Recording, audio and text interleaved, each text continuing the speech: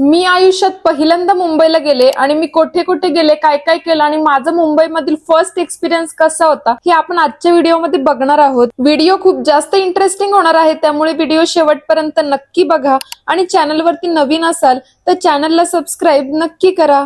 तर गाइज आता आपण आलेलो आहे जुहू बीच। गाइज ये देखो guys,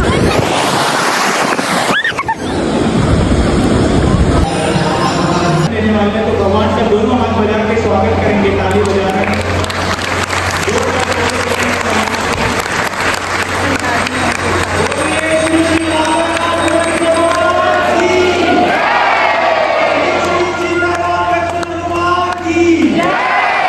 hello everyone, welcome back to my YouTube channel. Mumbai जाने के लिए मुझे बहुत सारे पापड़ बेलने पडे। म्हणजे झालं असं की 8ची गाडी होती आणि आम्हाला यायला लेट झालेलं। आम्हाला वाटलं गाडी सुटली, पण खरी तर गाडी तिथेच होती। मग फायनली गाडी भेटली म्हणून खुश झालो। गाडी खराब झाली होती आणि गाडीमध्ये काहीतरी फॉल्ट निघाला होता, त्यामुळे गाडी रिपेअरिंगला नेली आणि तेवढ्यातच इतका जोरात पाऊस सुरू झालेला, खूप जास्त वादळ वारा खूप जास्त सुटलेला आणि मध्येच लाईट सुद्धा गेली होती। आणि एवढं 1-2 तास वेट केल्याच्या नंतर शेवटी 2 तास उशिराने गाडी निघाली। 8ची गाडी 10 वाजता निघाली आणि खूप जोरात पाऊस देखील चालू झाला होता। मग मी रात्री बसमध्ये झोपून गेले आणि सकाळी मुंबईमध्ये बस पोहोचली, त्यावेळेसच मला जाग आली।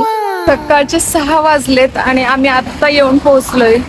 आणि यस गाईज, फायनली आज माझी सकाळ मुंबईमध्ये झाली।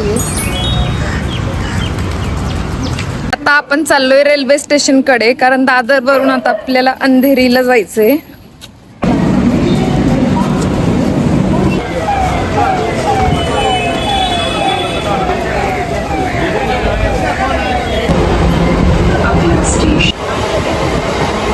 फायनली आम्ही अंधेरीमध्ये पोहोचलोय। तर चला आता इथे एक्सकेलेटर पण आहे, जाऊया।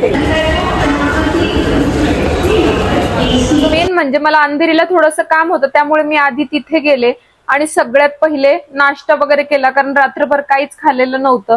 त्यामुळे आधी चहा टोस्ट घेतला आणि नंतर थोड्या वेळाने ज्यूस पण पिला होता। आणि काय बापरे, सकाळ सकाळी इतकी प्रचंड गर्दी होती ना इथे। जिकडे बघितलं तिकडे नुसती धावपळ, प्रत्येक जण घाई गडबडीतच होता। आणि इथलं माझं काम आटपून मला आता फिरायची होती आपली सपनों की दुनिया, आणि इथूनच जुहू बीच जवळ होते, त्यामुळे मी जुहू बीचलाच जायचं ठरवलं। तर गाइज आता आपण आलेलो आहे जुहू बीचच्या जवळ। तर चला मी तुम्हाला पूर्ण जुहू बीच दाखवणार आहे आता। गाइज ये देखो गाइज, ओ माय गॉड,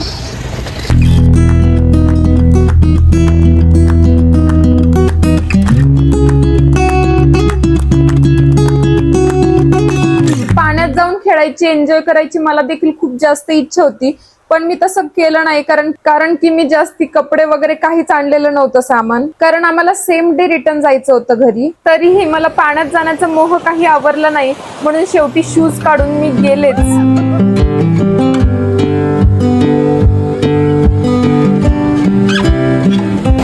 इथून दुरून बघण्यास खूप छान वाटतंय, पण जवळ खूप जास्त घाण आहे सगळीकडे।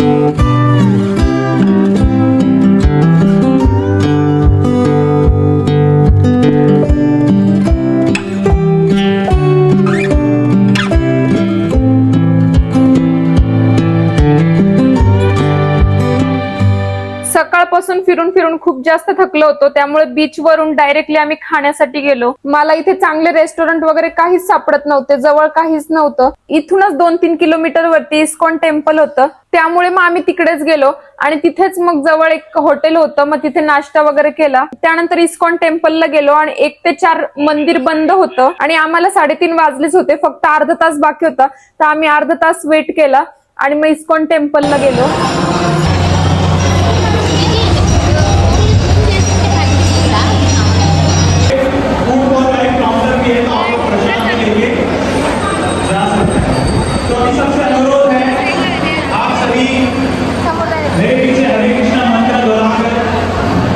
भगवान का स्वागत कर सकते हैं, तो सभी बोलेंगे हरे कृष्णा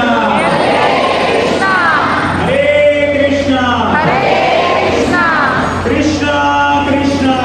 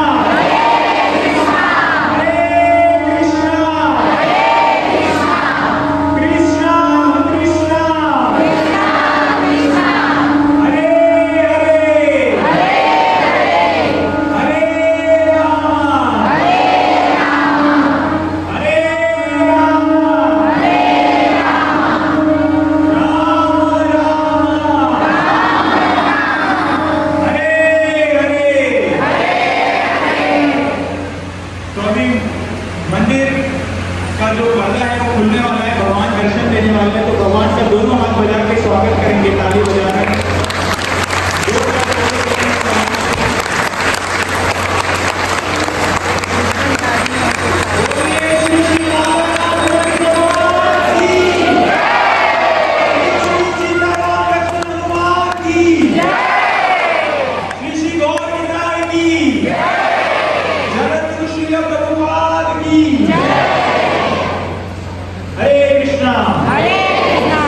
आणि काय सांगू, तिथली वाईब तर एकदम वेगळीच होती. खूप भारी होतं. तिथे जेवण सुद्धा होतं, पण आमच्याकडे तेवढा वेळ नव्हता जेवण करायला, त्यामुळे मग आम्ही दर्शन वगैरे घेऊन गेलो. आणि मला वाटलं होतं की मुंबईला आल्यानंतर मला एखादी सेलिब्रिटी बघायला मिळेल, पण तसं काही झालं नाही. आणि दिवसभर फिरून मग मी संध्याकाळी घरी जायला निघाले. आणि माझा आजचा हा व्लॉग तुम्हाला कसा वाटला मला कमेंट करून सांगायला विसरू नका. आणि अजूनही सबस्क्राईब केलं नसेल तर सबस्क्राईब नक्की करा.